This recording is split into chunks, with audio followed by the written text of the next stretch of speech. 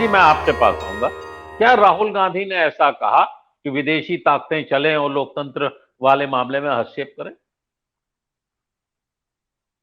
देखिए, कहा तो उन्होंने नहीं ऐसा। हम्म। लेकिन अगर लंदन में अगर उन्होंने इस तरह की चीजें कही जिससे ये पिक्चर निकला कि भारत में लोकतंत्र खत्म हो गया है, इंस्टीट्यूशन कैप्चर हो गए हैं, तानाशाही चल रही है और ये दुनिया वालों का के लिए भी जरूरी है कि वो भारत में देखें कि क्या हो रहा है। क्योंकि अगर क्या कहा था उन्होंने, यही तो कहा था कि अगर जो चल रहा है, जो हो रहा है, अगर वहां सबसे बड़े लोकतंत्र में ये बात लोकतंत्र नहीं बचती है तो आपके यहाँ भी खतरा है। तो उस लिहाज से हम नहीं कहेंगे कि वो हस्तक्षेप या डायरेक्ट दखल की बात की, लेकिन कहा कि इसके ऊपर आपका ध्यानाकर्षण होना चाहिए। मेरा ये कहना है ये है कि बार बार दोहराना पड़ रहा है कि देखिए, उन्होंने कोई ऐसी नई बात नहीं कही जो उन्होंने भारत जोड़ो यात्रा में कही थी। मोटे तौर पर उन्होंने बातों को दोहराया, एक तरीका, एक पटल और एक फोरम अलग होता है तो वो अलग बात। और ये भी सच्चाई है कि पहले भी ऐसी बातें विदेशों में विभिन्न नेताओं द्वारा की जाती रही। तो मुझे नहीं लगता कि जो ये डाइवर्ट करने का टेंशन का काम हो सकता है, मैं मान सकता हूं कि ये हो सकता है।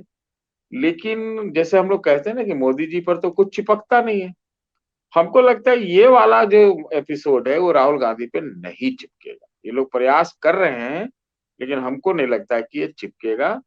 क्योंकि कई ऐसी बातें ऐसी हैं जो खुलकर लोग नहीं बोलते हैं, लेकिन खुलकर दिमाग में कुछ कई चीजें समझते हैं। तो ये है। और आप देखिए ना, लड़ाई कहाँ, तीन तरह की लड़ाई हो रही है इस वक्त। एक लड़ाई ये है कि ये भाई छापे लगातार एक ही तरह के लोग पर क्यों लग रहे हैं। दूसरा है कि भाई जो अडानी वाला मामला है। और तीसरा ये राहुल गांधी का मामला है। तो कांग्रेस पार्टी तो, उनके एक नेता सिंघवी साहब कह चुके हैं कि अब तो एक कॉन्स्टिट्यूशनलिज्म और लीगैलिटी की भी लड़ाई लड़नी चाहिए साथ साथ। तो हमको नहीं लगता कि ये राहुल गांधी पे ये बात चिपकेगी। हालांकि ये भी मैं मानता हूं कि कांग्रेस सुर्खियों में तो आ रही है फॉर रॉन्ग रीजंस और गुड रीजंस और बैड रीजंस वट। लेकिन वो जमीन पे कहाँ है ये नहीं समझ में आती है। ये हमें अभी तक समझ में नहीं आ रही।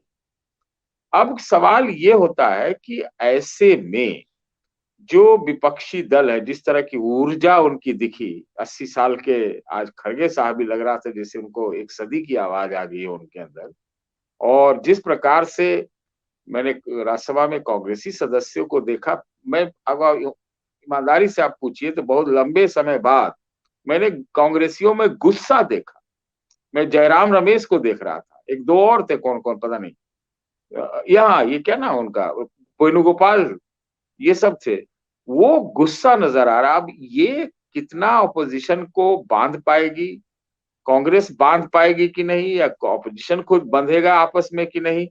लेकिन एक रैलिंग पॉइंट बनता हुआ दिख रहा है।